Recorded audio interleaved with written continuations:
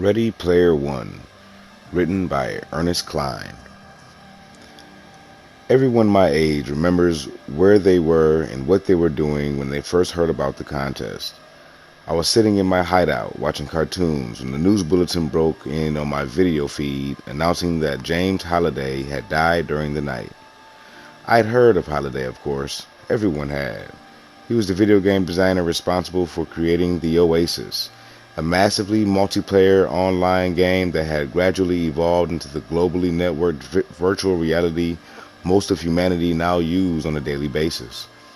The unprecedented success of the Oasis had made Halliday one of the wealthiest people in the world. At first, I couldn't understand why the media was making such a big deal of the billionaire's death. After all, the people of planet Earth had other concerns: the ongoing energy crisis, catastrophic climate change, widespread famine, poverty, and disease, a half a dozen wars. You know, dogs and cats living together, mass hysteria.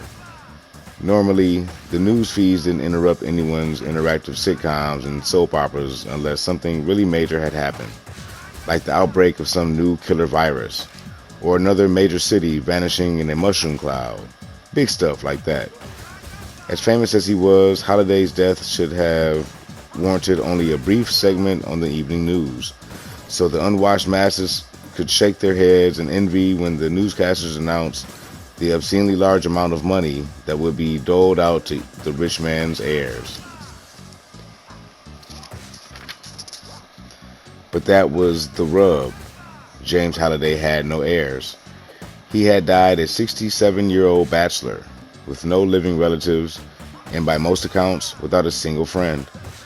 He spent the last 15 years of his life in self-imposed isolation, during which time, if the rumors were to be believed, he'd gone completely insane. So the real jaw-dropping news that January morning, the news that had everyone from Toronto to Tokyo crapping in their cornflakes, concerned the contents of Halliday's last will and testament, and the fate of his vast fortune. Halliday had prepared a short video message, along with the instructions that it be released to the world media at the time of his death. He'd also arranged to have a copy of the video emailed to every single Oasis user that same morning. I still remember hearing the familiar electronic chime when it arrived in my inbox.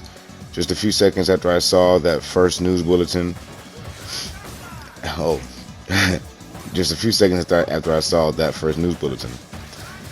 His video message was actually a meticulously constructed short film titled Anorak's Invitation.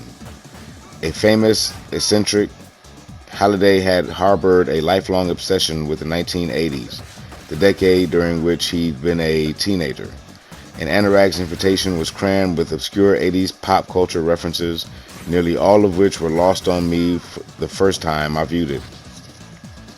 The entire video was just over 5 minutes in length, and in the days and weeks that followed, it would become the most scrutinized piece of film in history, surpassing even the Zapruder film in the amount of painstaking frame-by-frame analysis devoted to it. My entire generation would come to know every second of Halliday's message by heart.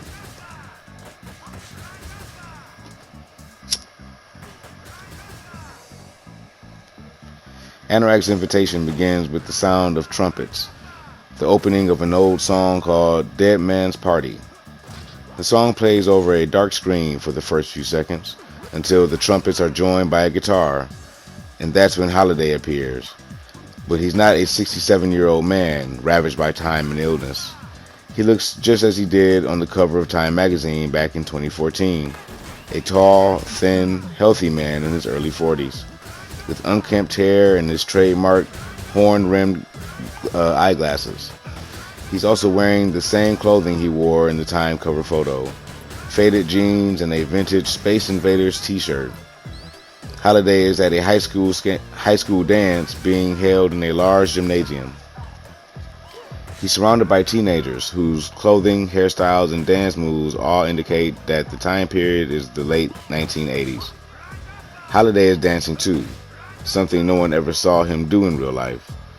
Grinning maniacally, He spins in rapid circles, swinging his arms and head in time with the song, flawlessly cycling through several signature 80s dance moves. But Holiday has no dance partner. He is, as the saying goes, dancing with himself. A few lines of text appear briefly at the lower left-hand corner of the screen.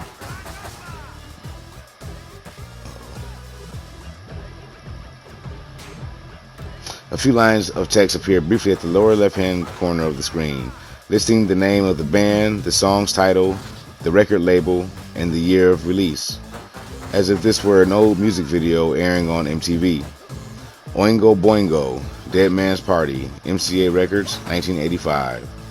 When the lyrics kick in, Holiday begins to lip-sync along, still gyrating, all dressed up with nowhere to go, walking with a dead man over my shoulder. Don't run away, it's only me. He abruptly stops dancing and makes a cutting motion with his right hand, slicing the music.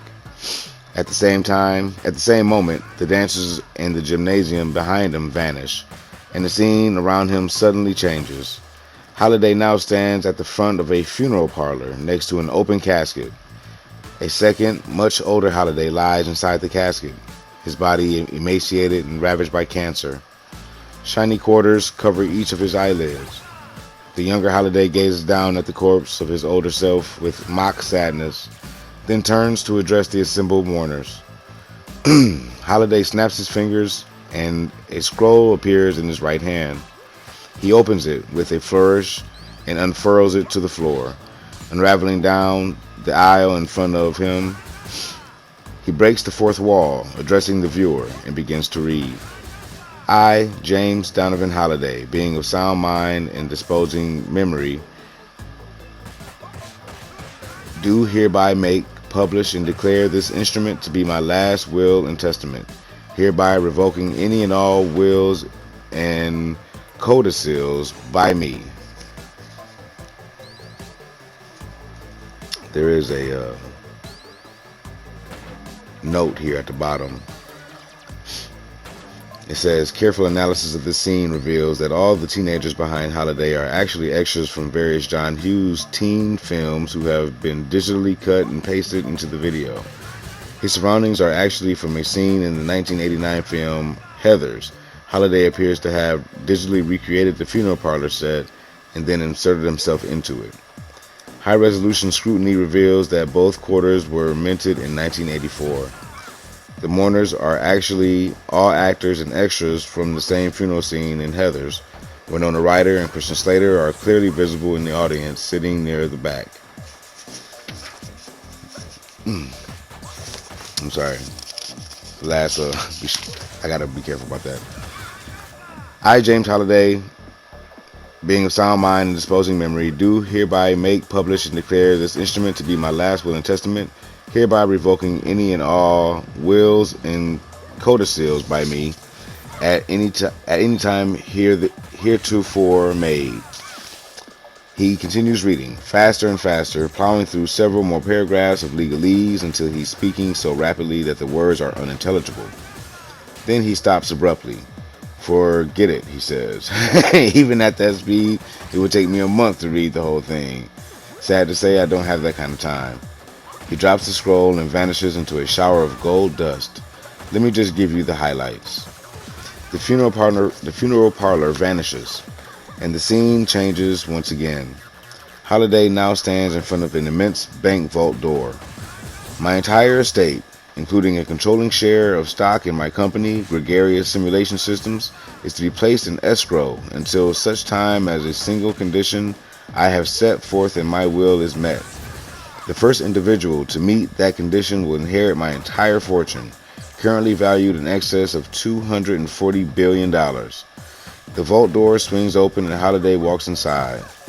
The interior of the vault is enormous, and it contains a huge stack of gold bars, roughly the size of a large house. Here's the dough I'm putting up for grabs, Holiday says, grinning broadly. What the hell, you can't take it with you, right? Holiday leans back against the stack of gold bars, and the camera pulls in tight on his face. Now I'm sure you're wondering, what do you have to...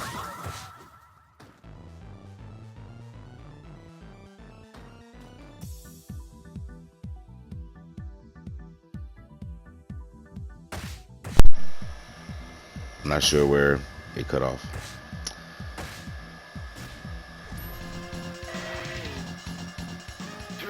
Here's the dough I'm putting up for grabs, Holiday said, grinning broadly. What the hell? You can't take it with you, right? Holiday leans against the stack of gold bars and the camera pulls in tight on his face. Now, I'm sure you're wondering, what do you have to do to get your hands on all this moolah? Well, hold on to your horses, kids. I'm getting to that. He pauses dramatically, his expression changing to that of a child about to reveal a very big secret. Holiday snaps his fingers again and the vault disappears. In the same instant, Holiday shrinks and morphs into a small boy wearing brown corduroys and a faded The Muppet Show t-shirt. Young Holiday stands in a cluttered living room with burnt orange carpeting, wood-paneled walls, and a kitschy late 70s decor. A 21-inch Zenith television sits nearby with an Atari 2600 game console hooked up to it.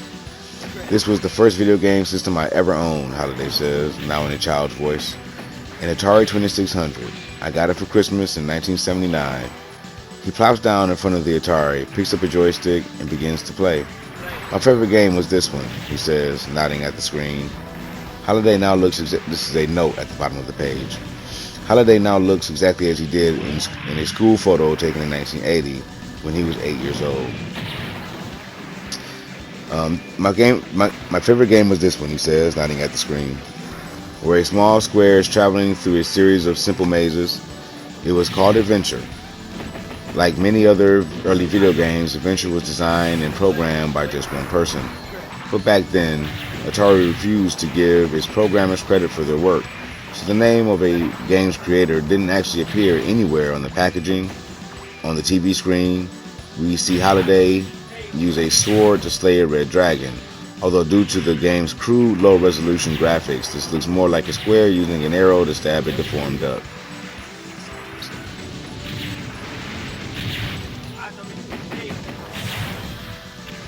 So the guy who created Adventure, a man named Warren Robinette, decided to hide his name inside the game itself. He hid a key in one of the game's labyrinths. If you found this key, a small pixel-sized gray dot, you could use it to enter a secret room where Robinette had hidden his name. On the TV, Holiday guides his square protagonist into the game's secret room, where the words created by Warren Robinette appear in the center of the screen. This, Holiday says, pointing to the screen with genuine reverence, was the very first video game Easter egg. Robinette hid it in his game's code without telling a soul. And Atari manufactured and shipped Adventure all over the world without knowing about the secret room. They didn't find out about the Easter egg's existence until a few months later when kids all over the world began to discover it. I was one of those kids, and finding Robinette's Easter egg for the first time was one of the coolest video gaming experiences of my life. The young Holiday drops his joystick and stands. As he does, the living room fades away, and the scene shifts again. Holiday now stands in a dim cavern where light from unseen torches flickers off the damp walls. In the same instant, Holiday's appearance also changes once again as he morphs into his famous Oasis avatar, Anorak, a tall, robed wizard with a slightly more handsome version of the adult Holiday's face, minus the eyeglasses. Anorak is dressed in his trademark black robes with his avatar's emblem, a large calligraphic letter A, embroidered on each sleeve. Before I died, Anorak says, speaking in a much deeper voice. Okay, let me try.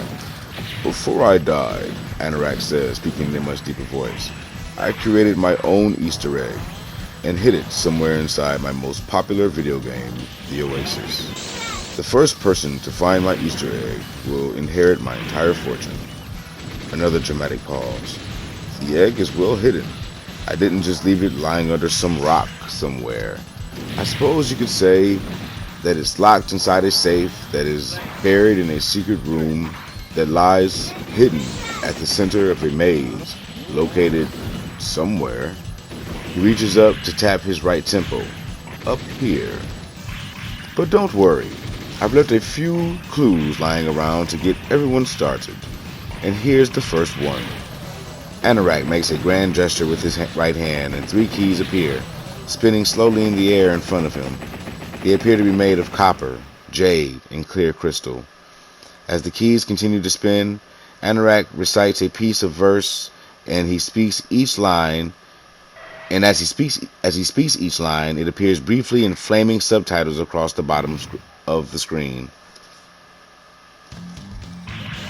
3 hidden keys open 3 secret gates, wherein the errant will be tested for worthy traits, and those with the skill to survive these straits will reach the end where the prize awaits.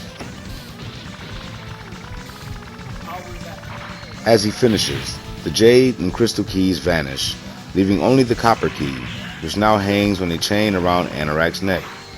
The camera follows Anorak as he turns and continues farther into the dark cavern. A few seconds later, he arrives at a pair of massive wooden doors set into the cavern's rocky wall. These doors are banded with steel, and there are shields and dragons carved into their surfaces. I couldn't play test this particular game, so I worry that I may have hidden my Easter egg a little too well, made it too difficult to reach. I'm not sure.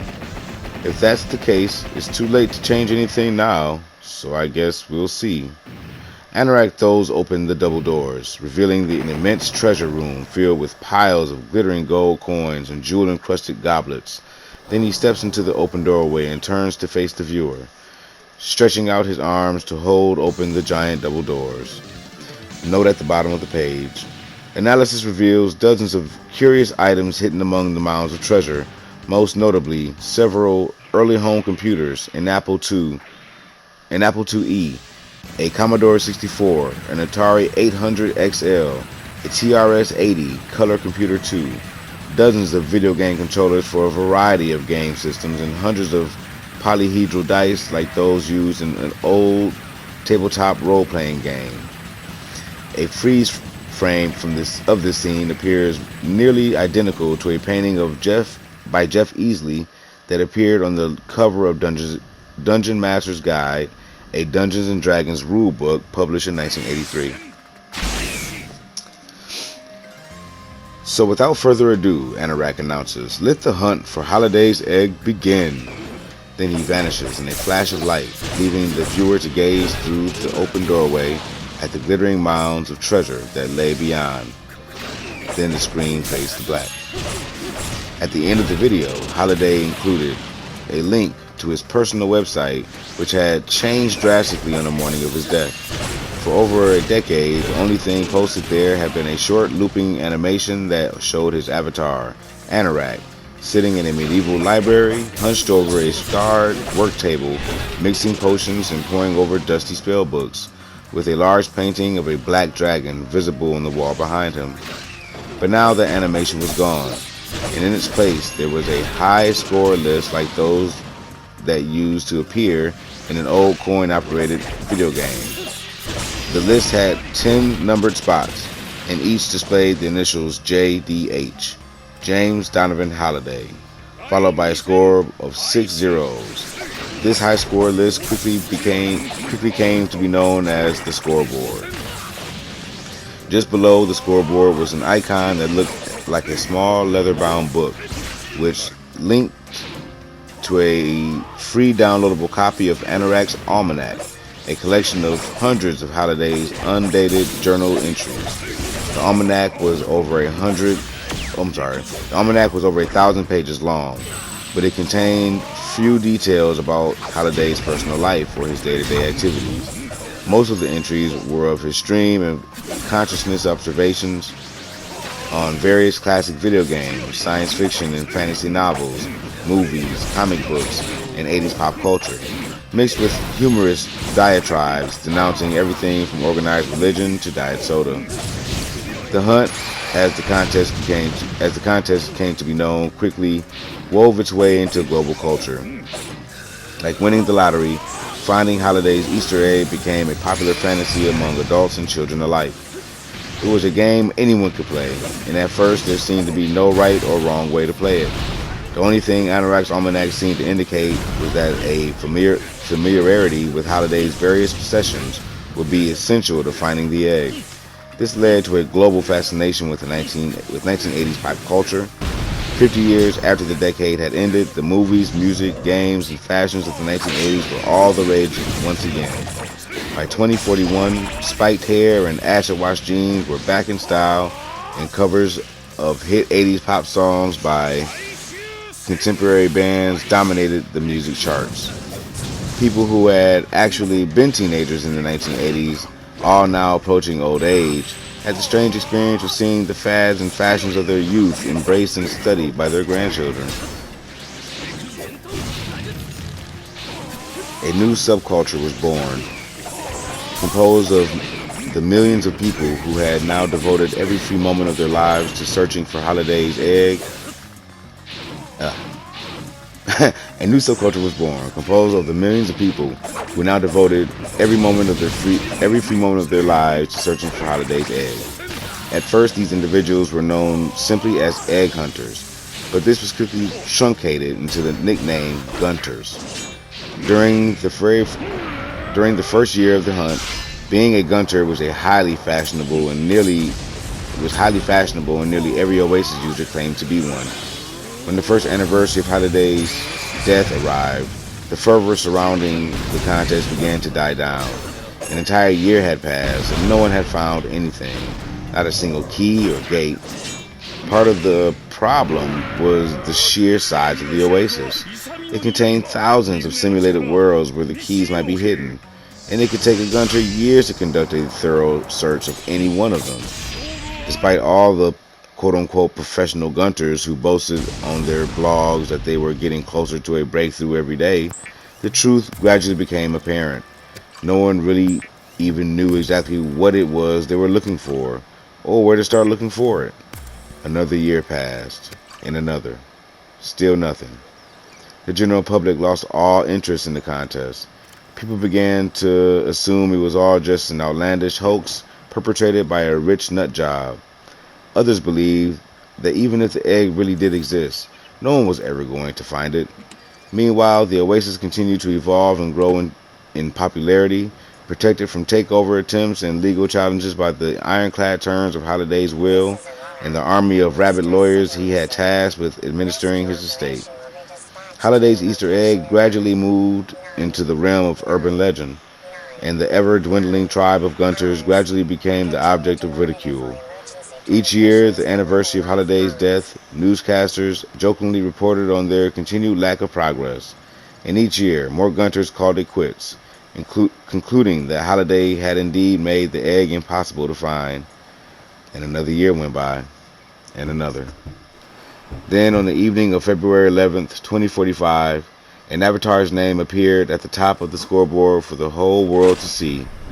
After 5 long years, the copper key had finally been found by an 18-year-old kid living in a trailer park on the outskirts of Oklahoma City. That kid was me. Dozens of books, cartoons, movies, and miniseries have attempted to tell the story of everything that happened next, but every single one of them got it wrong. So I want to set the record straight, once and for all.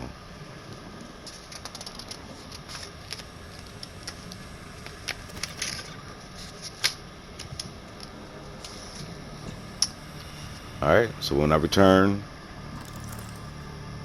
we will be continuing with level 1. I hope you guys enjoyed that first chapter of Ready Player One, and I hope you come back for the next installment. Until then, I'm your host, Piscean Lore, and this is Scorpion Dragon M.P.T, and I'll see you in the next video. Peace.